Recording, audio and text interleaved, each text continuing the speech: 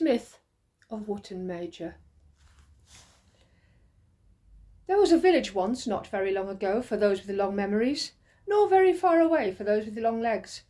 Wootton Major it was called because it was larger than Wootton Minor, a few miles away deep in the trees, but it was not very large, though it was at that time prosperous, and a fair number of folks lived in it, good, bad, and mixed, as usual. It was a remarkable village in its way, being well known in the country round about for the skill of its workers in various crafts, but most of all for its cooking. It had a large kitchen which belonged to the village council, and the master cook was an important person. The cook's house and the kitchen adjoined the great hall, the largest and oldest building in the place, and the most beautiful. It was built of good stone and good oak, and was well tended, though it was no longer painted or gilded as it had been once upon a time. In the hall the villagers held their meetings and debates, and their public feasts, and their family gatherings, so Cook was kept very busy, since for all these occasions he had to provide suitable fare. For the festivals, of which there were many in the course of a year, the fare that was thought suitable was plentiful and rich. There was one festival to which all looked forward, for it was the only one held in winter. It went on for a week, and on its last day at sundown there was a merrymaking called the Feast of Good Children, to which not many were invited. No doubt some who deserved to be asked were overlooked, and some who did not were invited by mistake. For that is the way of things, however careful those who arrange such matters may be. In any case, it was largely by chance of birthday that any child came in for the 24 feast, since that was only held once in 24 years, and only 24 children were invited.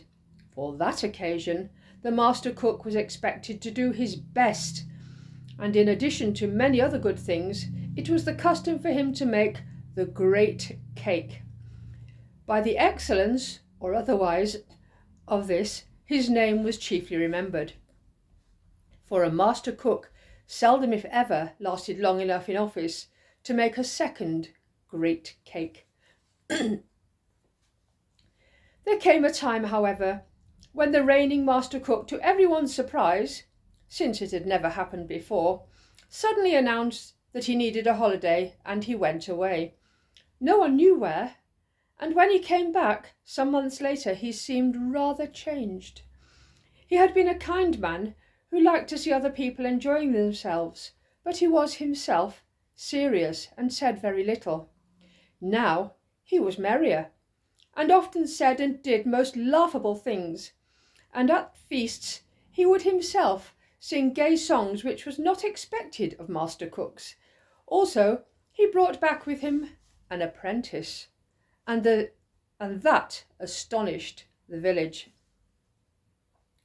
It was not astonishing for the master cook to have an apprentice. It was usual.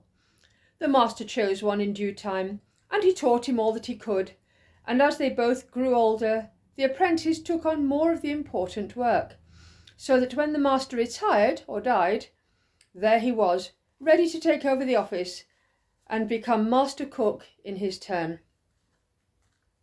But this master had never chosen an apprentice. He had always said, "Time enough yet," or "I'm keeping my eye open and I'll choose one when I find one to suit me."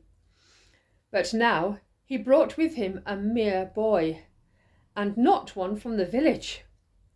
He was more lithe than the Wootton lads, and quicker, soft-spoken and very polite, but ridiculously young for the work, barely in his teens by the look of him.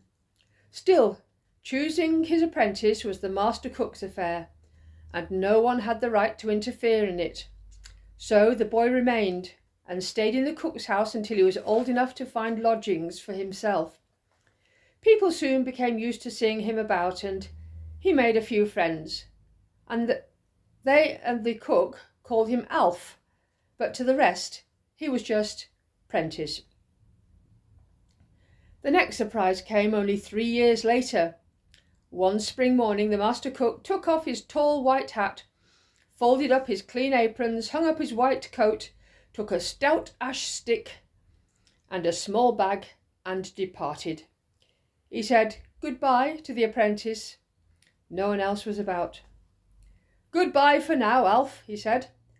"I leave you to manage things as best you can, which is always very well. I expect it will turn out all right. If we meet again, I hope to hear all about it. Tell them that I've gone on another holiday, but this time I shan't be coming back again." There was quite a stir in the village when Prentice gave this message to people who came to the kitchen. "What a thing to do," they said, "and without warning or farewell. What are we going to do without any master cook? He's left no one to take his place." In all their discussions, no one had ever thought of making young Prentice into cook. He had grown a bit taller, but he still looked like a boy, and he had only served for 3 years. In the end, for lack of anyone better, they appointed a man of the village who could cook well enough in a small way. When he was younger, he had helped the master at busy times, but the master had never taken to him and would not have him as apprentice. He was now a solid sort of man with a wife and children and careful with money. At any rate, he won't go off without notice, they said, and poor cooking is better than none. It is 7 years till the next great cake, and by that time he should be able to manage it. Noakes, for that was his name, was very pleased with the turn things had taken. He had always wished to become master cook, and he had never doubted that he could manage it. For some time, when he was alone in the kitchen, he used to put on the tall white hat and look at himself in a polished frying pan and say, "How do you do, master? That hat suits you properly. Might have been made for you. I hope things go well with you." Things went well enough, for at first Noakes did his best, and he had Prentice to help him. Indeed, he learned a lot from him by watching him slyly, though that Noakes never admitted. But in due course, the time for the 24 feast grew near, and Noakes had to think about making the great cake. Secretly, he had worried about it, for although with 7 years' practice he could turn out passable cakes and pastries for ordinary occasions, he knew that his great cake would be eagerly awaited and would have to satisfy severe critics, not only the children. A smaller cake of the same materials and baking had to be provided for those who came to help at the feast. Also, it was expected that the great cake should have something novel and surprising about it, and not be a mere repetition of the one before. His chief notion was that it should be very sweet and rich, and he decided it should be entirely covered in sugar icing, at which Prentice had a clever hand. "That will make it pretty and fairy-like," he thought. Fairies and sweets were two of the very notions he had about the tastes of children. Fairies he thought one grew out of, but sweets, of which he remained very fond. "Ah, fairy-like," he said. "That gives me an idea." And so it came into his head that he would stick a little doll on the pinnacle in the middle of the cake, dressed all in white, with a little wand in her hand, ending in a tinsel star, and Fairy Queen written in pink icing around her feet. But when he began preparing the materials for the cake making, he found that he had only dim memories of what should go inside a great cake. So he looked in some old books of recipes left behind by previous cooks. They puzzled him, even when he could make out their handwriting, for they mentioned many things that he had not heard of, and some that he had forgotten, and now had no time to get. But he thought he might try one or two of the spices that the books spoke of. He scratched his head, and remembered an old black box with several different compartments, in which the last cook had once kept spices and other things for special cakes. He had not looked at it since he took over, but after a search he found it on a high shelf in the storeroom. He took it down and blew the dust off the lid, but when he opened it he found that very little of the spices were left, and they were dry and musty. But in one compartment in the corner he discovered a small star, hardly as big as one of our sixpences, black-looking, as if it was made of silver but was tarnished. "That's funny," he said as he held it up to the light. "No, it isn't," said a voice behind him, so suddenly that he jumped. It was the voice of Prentice, and he had never spoken to Master in that tone before. Indeed, he seldom spoke to Noakes at all unless he was spoken to first. Very right and proper in a youngster. He might be clever with icing, but he had a lot to learn yet. That was Noakes's opinion. "What do you mean, young fella?" he said, not much pleased. "If it isn't funny, what is it?" "It is fae," said Prentice. "It comes from faerie." Then the cook laughed. All right, he said. "It means much the same, but call it that if you like. You'll grow up some day. Now you can get on with stoning the raisins. If you've noticed any funny fairy ones, tell me." "What are you going to do with the star, Master?" said Prentice. "Put it in the cake, of course," said the cook. "Just the thing, especially if it's fairy," he sniggered. "I dare say you've been to children's parties yourself, and not so long ago either, where the trinkets like this were stirred into the mixture, and little coins and what not. Anyway, we do that in this village. It amuses the children." "But this isn't a trinket, Master. It's a fae star," said Prentice. "So you've said already," snapped the cook. "Very well, I'll tell the children. It'll make them laugh." "I don't think it will, Master," said Prentice. "But it's the right thing to do. Quite right." "Who do you think you're talking to?" said Noakes. In time the cake was made, and baked and iced, mostly by Prentice. "As you are so set on fairies, I'll let you make the fairy queen," Noakes said to him. "Very good, Master," he answered. "I'll do it if you are too busy, but it was your idea, and not mine." "It's my place to have ideas, and not yours," said Noakes. At the feast the cake stood in the middle of the long table. Inside a ring of 24 red candles.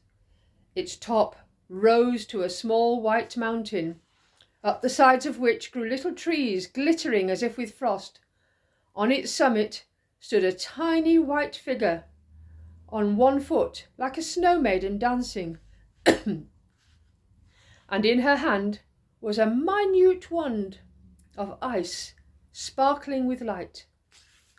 The children looked at it with wide eyes, and one or two clapped their hands, crying, "Isn't it pretty and fairy-like?" That delighted the cook, but the apprentice looked displeased.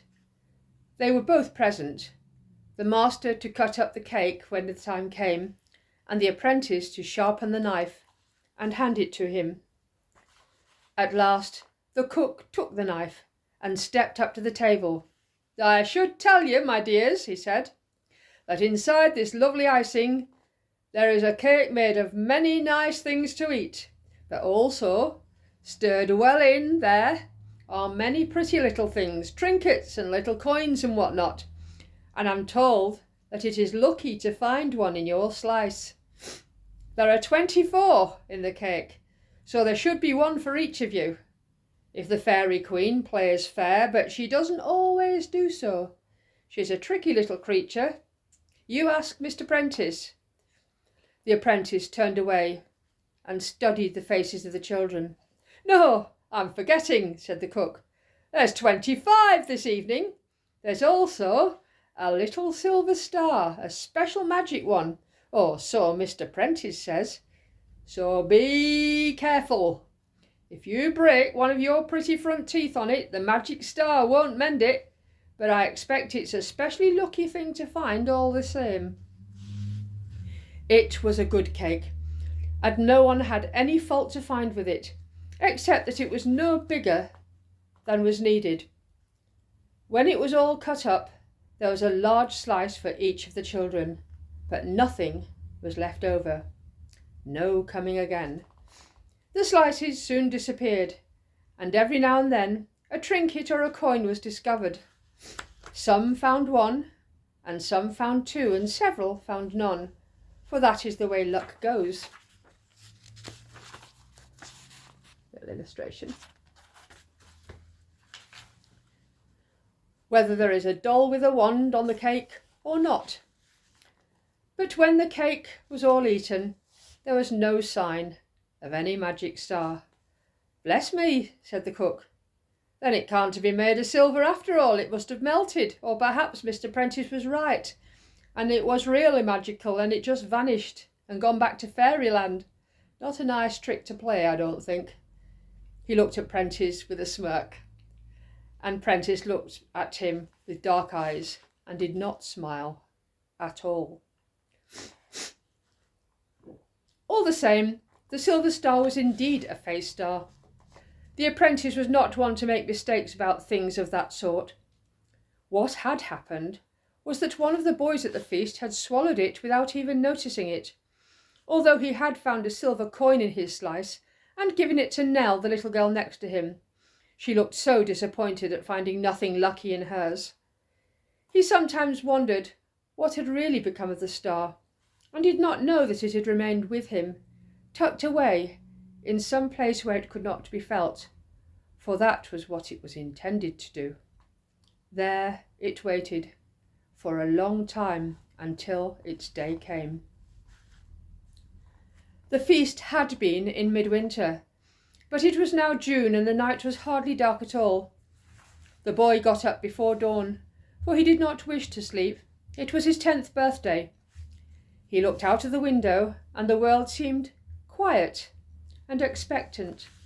A little breeze, cool and fragrant, stirred the waking trees, and the dawn came, and far away he heard the dawn song of the birds beginning, growing as it came towards him, until it rushed over him, filling all the land around the house and passing on like a wave of music into the west, as the sun rose above the rim of the world. "It reminds me of faerie," he heard himself say. "But in faerie, the people sing too." Then he began to sing, high and clear, in strange words that he seemed to know by heart. And in that moment the star fell out of his mouth, and he caught it on his open hand. It was bright silver now, glistening in the sunlight, but it quivered and rose a little, as if it was about to fly away. Without thinking, he clapped his hand to his head, and there the star stayed in the middle of his forehead, and he wore it for many years. Few people in the village noticed it, though.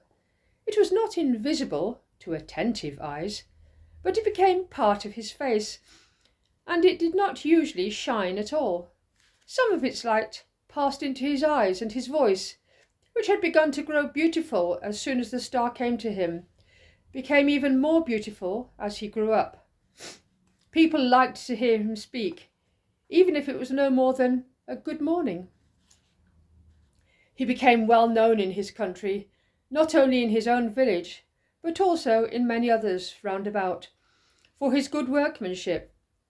His father was a smith, and he followed him in his craft and bettered it. Smithson, he was called, while his father was still alive, and then just Smith. For by that time he was the best smith between Far Eastern and the Westwood, and he could make all kinds of things of iron in his smithy. Most of them, of course, were plain and useful, meant for daily needs. Farm tools, carpenter's tools, kitchen tools and pots and pans, bars and bolts and hinges, pot hooks, fire dogs and horseshoes and the like. They were strong and lasting, but they also had a grace about them, being shapely in their kinds, good to handle and to look at. But some things, when he had the time, he made for delight. They were beautiful, for he could work iron into wonderful forms that looked as light and delicate as a spray of leaves and blossom, but kept the stern strength of iron, or seemed even stronger. Few could pass by one of the gates or lattices that he made without stopping to admire it. No one could pass through it once it was shut. He sang when he was making things of this sort, and when Smith began to sing, those nearby stopped their own work and came to the smithy to listen. That was all that most people knew about him. It was enough, indeed, and more than most men and women in the village achieved, even those who were skilled and hard-working. But there was more to know, for Smith became acquainted with faerie. And some regions of it he knew as well as any mortal can, though since too many had become like Noakes, he spoke of this to few people, except his wife and children. His wife was Nell, to whom he gave the silver coin, and his daughter was Nan, and his son was Ned, Smith's son. For them it could not have been kept secret anyway, for they sometimes saw the star shining on his forehead when he came back from one of the long walks he would take alone now and then in the evening, or when he returned from a journey. From time to time he would go off, sometimes walking, sometimes riding, and it was generally supposed that this was on business, and sometimes it was, and sometimes it was not. At any rate, not to get orders for work or to buy pig iron and charcoal and other supplies, though he attended to such things with care and knew how to turn an honest penny into twopence, as the saying went. But he had business of its own kind in faerie, and he was welcome there, for the star shone bright on his brow, and he was as safe as a mortal can be in that perilous country. The lesser evils avoided the star, and from the greater evils he was guarded. For that he was grateful, and he soon became wise and understood that the marvels of faerie cannot be approached without danger, and that many of the evils cannot be challenged without weapons of power too great for any mortal to wield.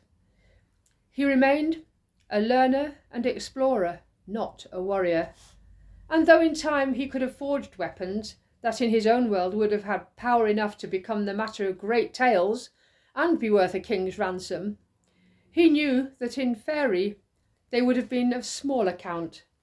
So among all the things that he made, it is not remembered that he ever forged a sword or a spear or an arrowhead. In faerie, at first, he walked for the most part quietly among the lesser folk and the gentler creatures in the woods and meads of fair valleys, and by the bright waters in which at night strange stars shone, and at dawn the gleaming peaks of far mountains were mirrored.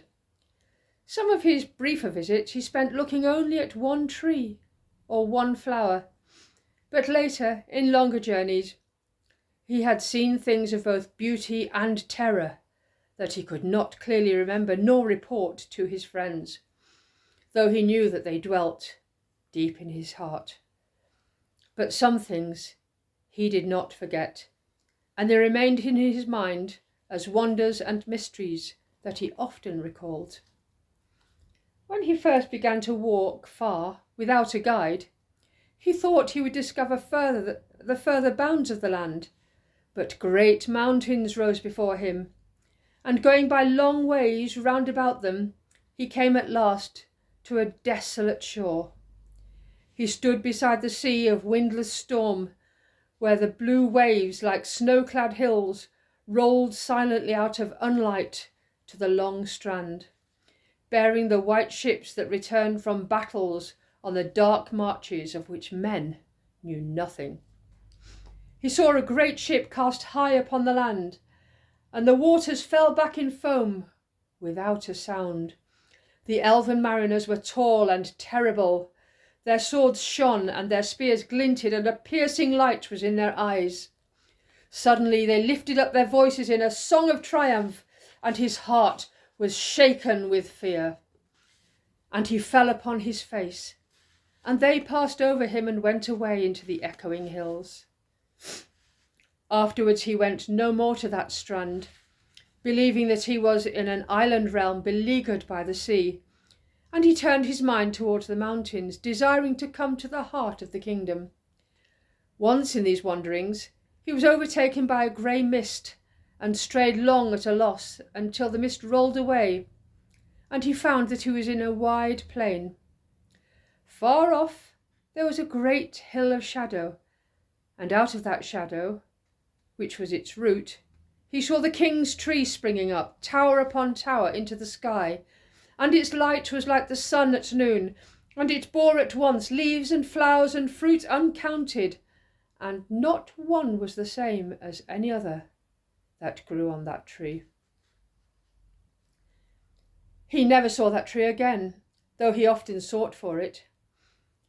On one such journey, climbing into the outer mountains, he came to a deep dale among them, and at its bottom lay a lake, calm and unruffled, though a breeze stirred the woods that surrounded it. In that dale, the light was like a red sunset, but the light came up from the lake. From a low cliff that overhung it, he looked down, and it seemed that he could see to an immeasurable depth. And there he beheld strange shapes of flame, bending and branching and wavering like great weeds in a sea dingle, and fiery creatures went to and fro among them. Filled with wonder, he went down to the water's edge and tried it with his foot. But it was not water. It was harder than stone and sleeker than glass. He stepped on it and he fell heavily, and a ringing boom rang across the lake and echoed in its shores. At once the breeze rose to a wild wind, roaring like a great beast, and it swept him up and flung him onto the shore, and it drove him up the slopes, whirling and falling like a dead leaf. He put his arms about the stem of a young birch and clung to it, and the wind wrestled fiercely with them, trying to tear him away, but the birch was bent down to the ground by the blast and encased him in its branches. When at last the wind passed on, he rose and saw that the birch was naked. It was stripped of every leaf, and it wept, and tears fell from its branches like rain. He set his hand upon its white bark, saying, "Blessed be the birch. What can I do to make amends or give thanks?" He felt the answer of the tree pass up from his hand. "Nothing," it said. "Go away. The wind is hunting you. You do not belong here. Go away and never return." As he climbed back out of that dale, he felt the tears of the birch trickle down his face, and they were bitter on his lips. His heart was saddened as he went on his long road, and for some time he did not enter faerie again. But he could not forsake it, and when he returned, his desire was still stronger to go deep into the land. At last he found a road through the outer mountains, and he went on till he came to the inner mountains, and they were high and sheer and daunting.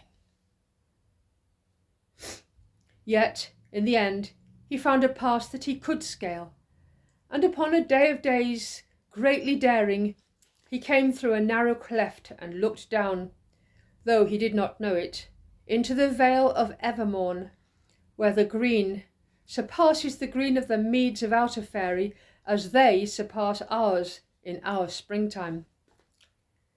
There the air is so lucid that eyes can see the red tongues of birds as they sing on the trees up on the far side of the valley, though that is very wide, and the birds are no greater than wrens.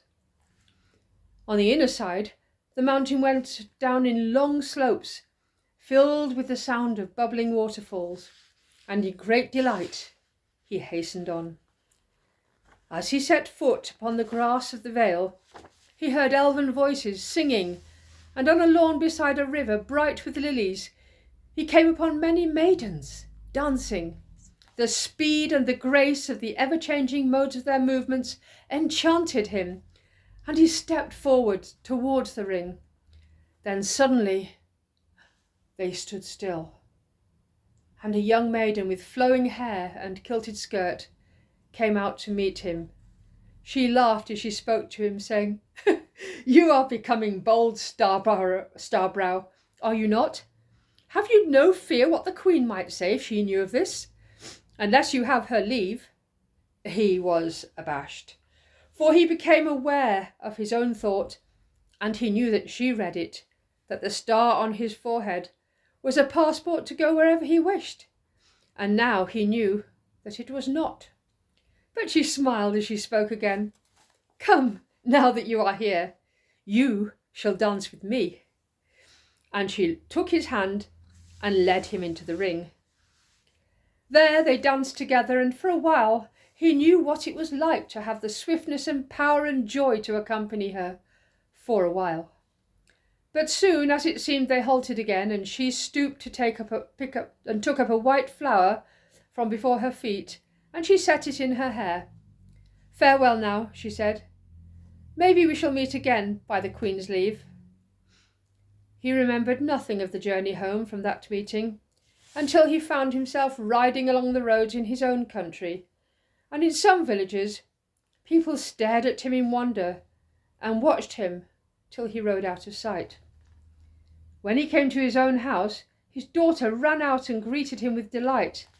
He had returned sooner than was expected, but none too soon for those that awaited him. "Daddy," she cried, "where have you been? Your star is shining bright." When he crossed the threshold, the star dimmed again. But Nell took him by the hand and led him towards the hearth. And there she turned and looked at him. "Dear man," she said, "where have you been, and what have you seen? There's a flower in your hair." She lifted it gently from his head and lay it on her hand. It seemed like a thing seen from a great distance, yet there it was, and a light came from it that cast shadows on the walls of the room, now growing dark in the evening. The shadow of the man before her loomed up, and its great head was bowed over her. "You look like a giant, Dad," said his son, who had not spoken before. The flower did not wither nor grow dim, and they kept it as a secret and a treasure. The smith made a little casket, many generations in his kin, and those who inherited the key would at times open the casket and look long at the living flower, till the casket closed again, and the time of its shutting was not theirs to choose. The years did not halt in the village. Many had now passed. At the children's feast, when he received the star, the smith was not yet 10 years old. Then came another 24 feast, by which time Alf had become master cook and had chosen a new apprentice, Harper. 12 years later, the smith had returned with the living flower, and now another children's 24 feast was due in the winter to come. One day in that year, Smith was walking into the woods about faerie, and it was autumn. Golden leaves were on the boughs, and red leaves were on the ground. Footsteps came behind him, but he did not heed them or turn round, for he was in deep thought. On that visit he had received a summons, and he had made a far journey, longer it seemed to him than any he had yet made. He was guided and guarded, but he had little memory of the ways that he had taken, for often he had been blindfolded by mist or by shadow, until at last he came to a high place under a night sky of innumerable stars. There he was brought before the Queen herself. She wore no crown and had no throne. She stood there in her majesty and her glory, and all about her was a great host shimmering and glittering like the stars above. But she was taller than the points of their great spears, and upon her head there burned a white flame. She made a sign for him to approach, and trembling he stepped forward. A high, clear trumpet sounded, and behold, they were alone. He stood before her, and he did not kneel in courtesy, for he was dismayed and felt that for one so lowly all gestures were in vain. At length he looked up and beheld her face, and her eyes bent gravely upon him, and he was troubled and amazed, for in that moment he knew her again, The fair maid of the green veil, the dancer at whose feet the flowers sprang. She smiled, seeing his memory, and drew towards him, and they spoke long together, for the most part without words, and he learned many things in her thought, some of which gave him joy, and others filled him with grief. There his mind turned back, retracing his life until he came to the day of the children's feast and the coming of the star, and suddenly he saw again the little dancing figure with its wand, and in shame he lowered his eyes from the Queen's beauty. But she laughed again, as she laughed in the vale of Evermorn. "Do not be grieved for me, Starbrow," she said. "Not too much ashamed of your own, nor too much ashamed of your own folk. Better a little dull, maybe, than no memory of faerie at all. For some, the only glimpse. For some, the awakening. Ever since that day you have desired in your heart to see me, and I have granted your wish, but I can give you no more. Now, at farewell, I will make you my messenger. If you meet the king, say to him, 'The time has come. Let him choose.'" "But, Lady Faerie," he stammered, "where then is the king?" For he had asked this question many times of the people of Faerie, and they had all said the same: "He has not told us." And the Queen answered, "If he has not told you, Starbrow, then I may not. But he makes many journeys and may be met in unlikely places. Now kneel of your courtesy." Then he knelt, and she stooped and laid her hand on his head, and a great stillness came upon him, and he seemed to be both in the world and in Faerie, and also outside them, and surveying them, so that he was at once in bereavement and in ownership and in peace. When, after a while, the stillness passed, he raised his head and stood up. The dawn was in the sky, and the stars were pale, and the Queen was gone. Far off he heard the echo of a trumpet in the mountains. The high field where he stood was silent and empty, and he knew that his way now led back to bereavement. That meeting place was now far behind him, and here he was, walking among the fallen leaves, pondering all that he had seen and learned.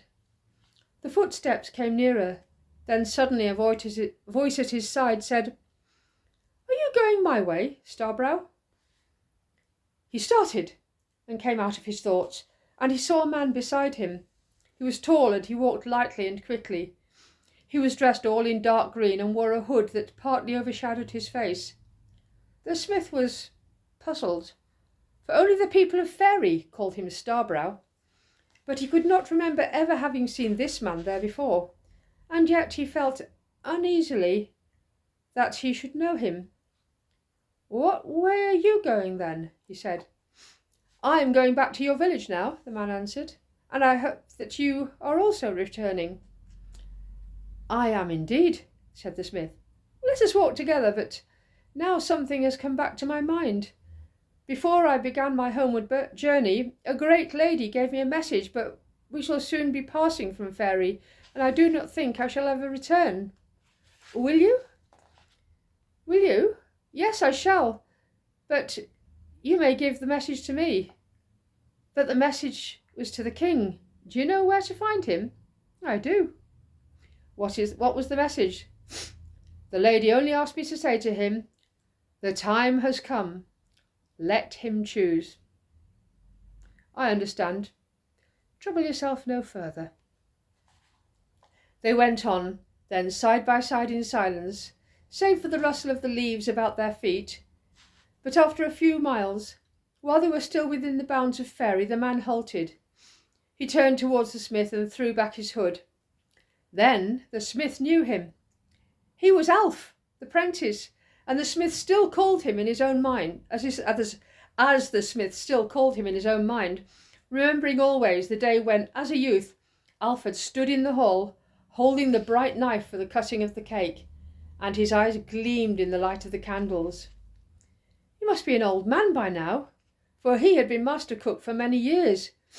But here, Standing under the eaves of the outer wood, he looked like the apprentice of long ago, though more masterly.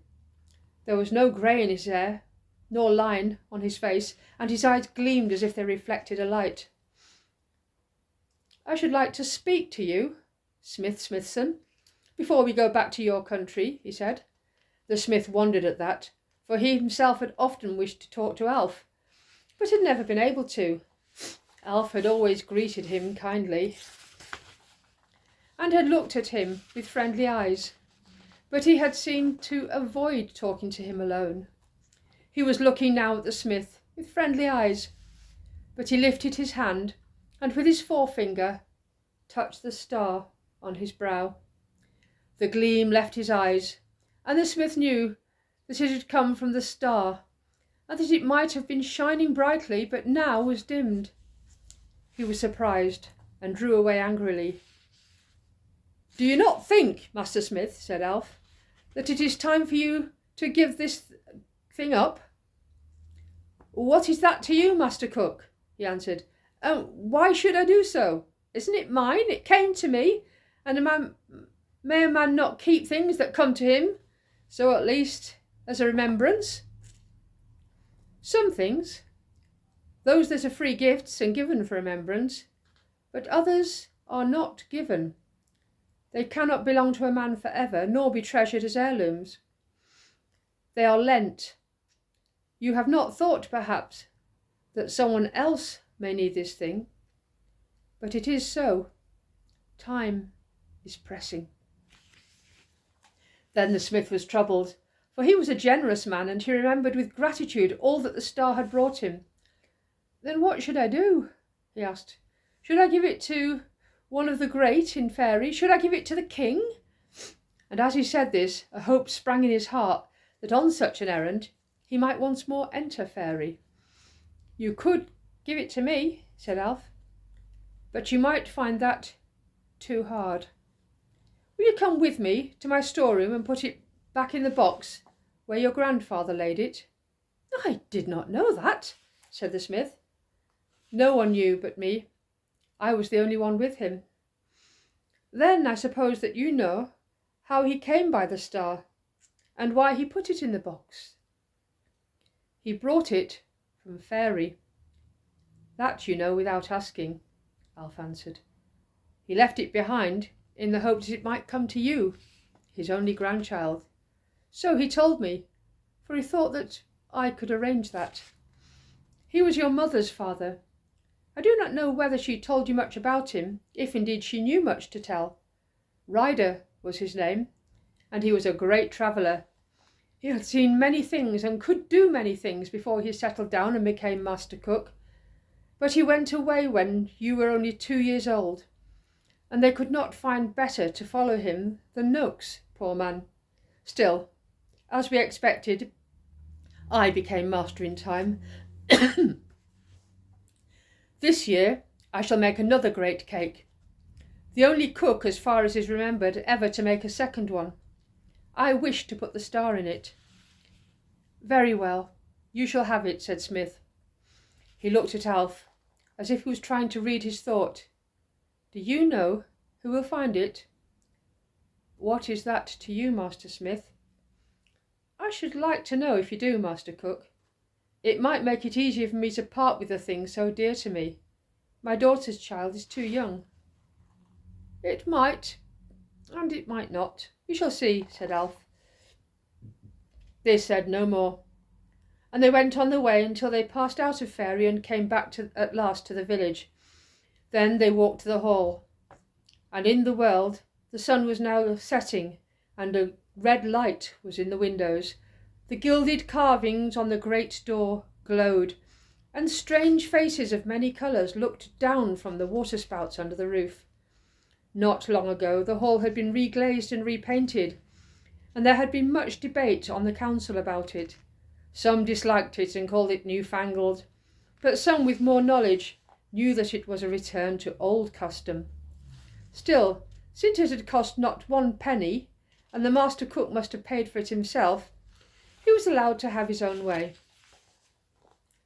But the smith had not seen it in such a light before, and he stood and looked at the hall in wonder, forgetting his errand. He felt a touch at his arm, and Alf led him round a small door at the back. He opened it and led the smith down a dark passage into the storeroom. There he lit a tall candle and unlocked a cupboard he took down from the shelf, the black box. It was polished now and adorned with silver scrolls. He raised the lid and showed it to the smith. One small compartment was empty.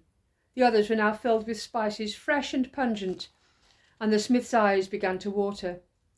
He put his hand to his forehead, and the star came away readily. But he suddenly felt a stab of pain, and tears ran down his face. Though the star shone brightly again as it lay in his hand, he could not see it except as a blurred dazzle of light that seemed far away. "I cannot see clearly," he said. "You must put it in for me." He held out his hand, and Alf took the star and laid it in its place, and it went dark. The smith turned away without another word and groped his way to the door. On the threshold he found that his sight had cleared again. It was evening, and the even star was shining in a luminous way close to the moon. As he stood for a moment, looking at their beauty, he felt a hand on his shoulder and turned. "You gave me the star freely," said Alf. "If you still wish to know to which child it will go, I will tell you." "I do indeed." "It shall go to any one that you appoint." The smith was taken aback and did not answer at once. "Well," he said, hesitating, "I wonder what you may think of my choice. I believe you have little reason to love the name of Noakes, but, well, his little great-grandson, Noakes of Townsend's Tim, is coming to the feast." "Noakes of Townsend is quite different." "I have observed that," said Alf. "He has a wise mother." "Yes, my Nell's sister. But apart from the kinship, I love little Tim, though he's not an obvious choice." Alf smiled. "Neither were you." He said, "But I agree. Indeed, I had already chosen Tim." "And why did you ask me to choose?" "The Queen wished me to do so. If you had chosen differently, I should have given way." The smith looked long at Alf. Then suddenly he bowed low. "I understand at last, sir," he said. "You have done us too much honour." "I have been repaid," said Alf. "Go home now, in peace." When the smith reached his own house on the western outskirts of the village, he found his son by the door of the forge. He had just locked it, for the day's work was done, and now he stood looking up the white road by which his father used to return from his journeys. Hearing footsteps, he turned in surprise to see him coming from the village, and he ran forward to meet him. He put his arms around him in loving welcome. "I've been hoping for you since yesterday, Dad," he said. Then, looking into his father's face, he said anxiously, "How tired you look. You have walked far, maybe?" "Very far indeed, my son. All the way back from daybreak to evening." They went into the house together, and it was dark except for the fire flickering on the hearth. His son lit candles, and for a while they sat by the fire without speaking, for a great weariness and bereavement was on the smith. At last he looked round, and as if coming to himself, he said, "Why are we alone?" His son looked hard at him. "Why? Mother's over at Minor, at Nan's. That's the little lad's second birthday. They hoped you would be there too." "Ah, yes, I ought to have been. I should have been, Ned, but I was delayed, and I have some matters to think of that put all else out of my mind for a time. But I did not forget Tomling." He put his hand in his breast and drew out a little wallet of soft leather. "I've brought him something. A trinket Old Noakes maybe would have called it. But it comes out faerie, Ned. Out of the wallet he took a little thing of silver. It was like the smooth stem of a tiny lily, from the top of which came 3 delicate flowers, bending down like shapely bells. And bells they were, for when he shook them gently, each flower rang with a small clear note. At the sweet sound the candles flickered, and then for a moment shone with a white light. Ned's eyes were wide with wonder. "May I look at it, Dad?" he said. He took it with careful fingers and peered into the flowers. "The work is a marvel," he said. "And Dad, there's a scent to the bells, a scent that reminds me, well, of something I've forgotten." "Yes, the scent comes for a little while after the bells have rung. But do not fear to handle it, Ned. It was made for a babe to play with. He can do it no harm, and he'll take none from it."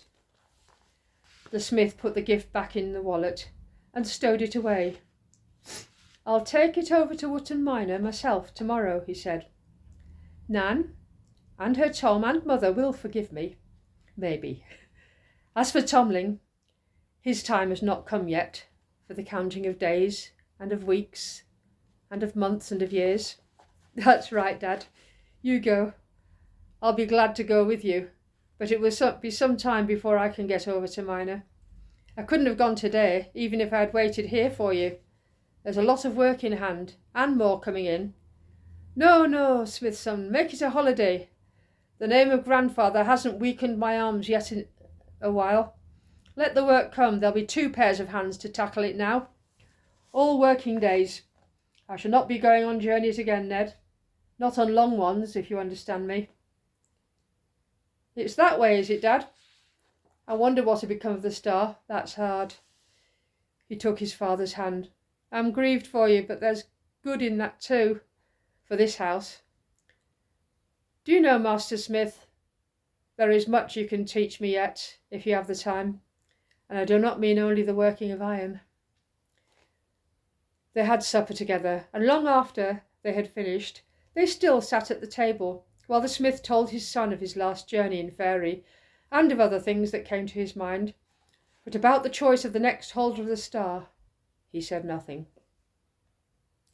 At last his son looked at him and, "Father," he said, "do you remember that day when you came back with the flower? And I said you looked like a giant by your shadow. The shadow was the truth. So it was the Queen herself that you danced with. Oh, yet you've given up the star. I hope it may go to someone worthy. The child should be grateful." "The child won't know," said the smith. "That's the way with such gifts. Well, there it is. I have handed it on and come back to hammer and tongs." It is a strange thing, but old Noakes, who had scoffed at his apprentice and never been able to put out of his mind the disappearance of the star in the cake, although that event had happened so many years ago, he had grown fat and lazy and retired from his office when he was 60, no great age in that village. He was now near the end of his 80s and was of enormous bulk, for he still ate heavily and doted on sugar. Most of his days, when not at table, he spent in a big chair by the window of his cottage, or by the door of it, if it was fine weather. He liked talking, since he still had many opinions to air, but lately his talk mostly turned to the one great cake that he had made, as he was now firmly convinced, for whenever he fell asleep it came into his dreams. Prentice sometimes stopped for a word or two, so the old cook still called him, and he expected himself to be called master. That Prentice was careful to do, which was a point in his favour, though there were others that Noakes were more fond of. One afternoon, Noakes was nodding in his chair by the door after his dinner. He woke with a start to find Prentice standing by him and looking down at him. "Hello," he said. "I'm glad to see you. That cake's been on my mind again. I was thinking of it just now, in fact. It was the best cake I ever made, and that's saying something. Perhaps you've forgotten it." "No, master. I remember it very well. But what is troubling you? It was a good cake, and it was enjoyed and praised." "Of course, I made it. But that doesn't trouble me. It's the little trinket, the star. I can't make up my mind what became of it. Of course it wouldn't melt. I only said that to stop the children from being frightened. I have wondered if one of them did not swallow it, but is that likely? You might swallow one of those little coins and not notice it, but that star, it was small, but it had sharp points." "Yes, master, but do you really know what the star was made of? Don't trouble your mind about it. Someone swallowed it, I assure you." "Then who?" "Well, I've got a long memory, but that day sticks in it somehow. I can recall all the children's names." "Let me think. It must have been Miller's Molly. She was greedy and bolted her food. She's as fat as a sack now." "Yes, there are some folk who get like that, master. But Molly did not bolt her cake. She found 2 trinkets in her slice." "Ah, did she? Well, it was Cooper's Harry then. Barrel of a boy with a big mouth like a frog's." "I should have said, master, that he was a nice boy with a large friendly grin. Anyway, he was so careful that he took his slice to pieces before he ate it. He found nothing but cake." "Then it must have been that little pale girl, Draper's Lily. She used to swallow pins as a baby and came to no harm." "Not Lily, master. She only ate the paste and the sugar and gave the inside to the boy that sat next to her." "Then I give up. Who was it? You seem to have been watching very closely, and you're not making it all up." "It was the smith's son, master, and I think it was good for him." "Go on," laughed old Noakes. "I ought to have known you were having a game with me. Don't be so ridiculous. Smith was a quiet, slow boy then. He makes more noise now. Bit of a songster, I hear, but he's cautious. No risks for him. Chews twice before he swallows, and always did, if you take my meaning." "I do, master. Well, if you don't believe it was Smith, I can't help you. Perhaps it doesn't matter much now. Will it ease your mind if I tell you that the star is back in the box now? Here it is." Prentice was wearing a dark green cloak, which Noakes now noticed for the first time. From its folds he produced the black box and opened it under the cook's nose. "There is the star, master, down in the corner." Old Noakes began coughing and sneezing. But at last he looked into the box. "So it is," he said. "At least it looks like it." "It is the same one, master. I put it there myself a few days ago. It will go back in the great cake this winter." "Aha!" said Noakes, leering at Prentice, and then he laughed till he shook like a jelly. "I see! I see! 24 children and 24 lucky bits, and the star was 1 extra. So you nipped it out before the baking and kept it for another time? You were always a tricky fellow. Nimble, one might say, and thrifty. Wouldn't waste a bee's knee of butter." So that was the way of it. "I might have guessed. Well, that's cleared up. Now I can have a nap in peace." He settled down in his chair. "Mind that Prentice man of yours plays you no tricks." "The artful don't know all the arts, you say." He closed his eyes. "Goodbye, master," said Prentice, shutting the box with such a snap that the cook opened his eyes again. "Noakes," he said, "your knowledge is so great that I have only twice ventured to tell you anything. I told you that the star came from faerie, and I have told you that it went to the smith. You laughed at me. Now at parting I will tell you one thing more. Don't laugh again. You are a vain old fraud, fat, idle, and sly. I did most of your work, without thanks. You learned all that you could from me, except respect for faerie. And a little courtesy. You have not even enough to bid me good day. If it comes to courtesy, said Noakes, I see none in calling your elders and betters by ill names. Take your faerie and your nonsense somewhere else. Good day to you if that's what you're waiting for. Now go along with you. He flapped his hand mockingly. If you've got one of your faerie friends hidden in the kitchen, send him to me and I'll have a good look at him. If he waves his little hands and makes me thin again, I'll think better of him, he laughed. Would you spare a few moments for the king of faerie? Said the other. To Noakes' dismay, he grew taller as he spoke. He threw back his cloak. He was dressed like a master cook at a feast, but his white garments shimmered and glinted, and on his forehead was a great jewel like a radiant star. His face was young but stern. Old man, he said, you are at least not my elder. As to my better, you have often sneered at me behind my back. Do you challenge me now? Openly?